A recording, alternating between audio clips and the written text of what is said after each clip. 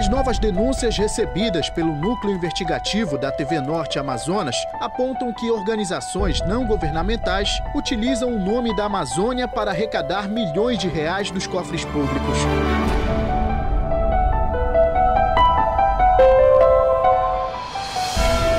Mas uma pergunta fica no ar: como esses recursos são aplicados e quem fiscaliza a aplicação deles? O senador do Amazonas, Plínio Valério, do PSDB, apresentou documentos sobre atividades suspeitas de organizações sem fins lucrativos e reforçou a necessidade da abertura de uma CPI para investigar e apurar a atuação dessas ONGs e movimentos. Qual é o passo da CPI? Você pega 27 assinaturas, eu peguei 35. Aí você faz o pedido. Aí demora para o presidente, que era o Davi Alcolumbre, ler em plenário. Quando ele lê em plenário, e levou mais de um ano, aí ela existe. Ela existe já, é oficial. Aí qual é o próximo passo? Os líderes das bancadas oficiar ao presidente designando os membros da CPI. Aí que a gente está engatado há 2 anos. Documentos em posse do senador comprovam que várias entidades aproveitam o dinheiro público para enriquecer seus membros. Uma delas é a Opção Verde, fundada em 2008 por holandeses. Ela é dona de 31 loteamentos na cidade de Coari, um lugar conhecido por grandes reservas de gás e petróleo. Esses documentos registrados em cartório revelam que a ONG Opção Verde é proprietária de mais de 427 milhões de metros quadrados, uma área equivalente a quase 6.700 campos de futebol. Essa denúncia tem de comprar, está em cartório, tem documento, compraram através de uma brasileira. O que a gente tem que apurar é se por trás da brasileira, quem está por trás são os holandeses. Então a gente, numa CPI, você vai a fundo e investiga. Com certeza são holandeses que estão por trás, mas a gente precisa investigar. E eu repito, daí a necessidade da CPI, da gente investigar com profundidade e vai descobrir, igual a Opção Verde, tem muitas outras por aí. Tivemos acesso a documentos do cartório de Coari e destacamos 2 loteamentos. O Marta é o que possui a maior área, mais de 55 milhões de metros quadrados. Neste segundo documento, a ONG comprou um lote de mais de 32 milhões de metros quadrados por apenas R$5.000. Essas organizações, denominadas como terceiro setor, precisam de apoio do poder público ou de empresas privadas para desenvolver os projetos, como explica essa advogada especialista em direito administrativo. As entidades do terceiro setor, como elas têm essa finalidade de causar algum bem social, mas elas não têm a finalidade do lucro, por isso que são sem fins lucrativos, elas são reguladas por lei federal e a sua prestação de contas também são reguladas por portarias ministeriais, porque por justamente ter essa finalidade de causar algum impacto na sociedade, elas podem firmar convênios, termos de parceria com o poder público. Ou seja, elas operam não somente capital privado, mas também capital público. Por isso que elas também podem ser fiscalizadas por órgãos públicos.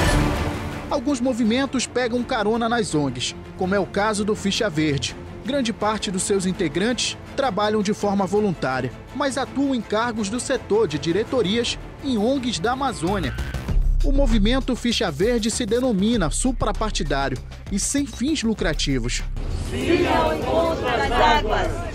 Não encontramos nenhum registro na Receita Federal e nem em outros órgãos públicos. E em seu site, o movimento não deixa claro se recebe recursos públicos ou não. Além disso, não informa com quais recursos a página se mantém no ar e quem financia suas ações. Deve prestar contas toda pessoa física ou jurídica que receba, utilize, arrecade ou administre recursos públicos, seja qual for a finalidade.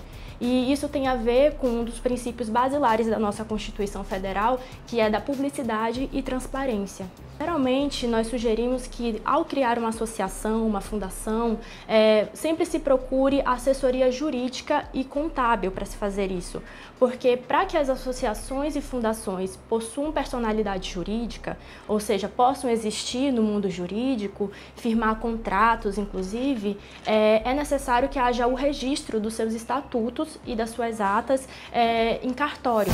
O engenheiro agrônomo Neliton Marques da Silva é um dos responsáveis pelo movimento Ficha Verde. Atualmente, ele exerce o cargo de presidente do Conselho Administrativo do IDESAN e de vice-presidente do Conselho de Administração da FAS. Nossa equipe foi até o prédio onde mora um ambientalista em busca de esclarecimentos sobre a atuação do movimento em Manaus. Pelo telefone da portaria, Nélito informou que não estava disponível para gravar entrevista no momento, mas repassou o seu contato. No dia seguinte, ligamos para Nélito. Por telefone, ele falou sobre as denúncias em relação ao movimento Ficha Verde e também dos processos que responde na Justiça Federal. Quer saber sobre o movimento Ficha Verde? Entre no site do Ficha Verde, entre no Instagram, lá você vai ter toda a informação necessária. Só cabe a mim e à Justiça. O problema é meu com a Justiça. Se eu respondo a processo ou não, é um problema meu. Mesmo sendo envolvido com as causas ambientais, Nélito é réu em processos que apuram crimes contra o meio ambiente, patrimônio genético e administração ambiental. Questionado sobre o assunto, Nélito preferiu não falar sobre o tema. Rodrigo, não cabe a mim fazer esse tipo de esclarecimento. Não cabe a você. Não cabe a você. Não cabe a ninguém, nenhuma empresa, me questionar sobre o que diz respeito a estes processos.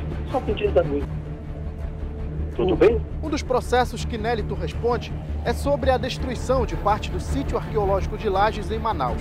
Segundo o Ministério Público Federal, quando estava na diretoria do Instituto de Proteção Ambiental, Nélito concedeu licença ambiental para a realização de obras de ampliação no sistema de abastecimento de água da cidade. Porém, ele tomou essa decisão sem consultar o Instituto de Patrimônio Histórico e Artístico Nacional. O IPHAN detectou a destruição de parte do sítio arqueológico e embargou a obra. Ainda não é possível saber o número exato de organizações sem fins lucrativos que atuam no Amazonas. No entanto, uma coisa é certa: dezenas levam para áreas de preservação ambiental a promessa de melhores condições de vida para os ribeirinhos, além de preservar a floresta. Porém, nem todas cumprem com isso.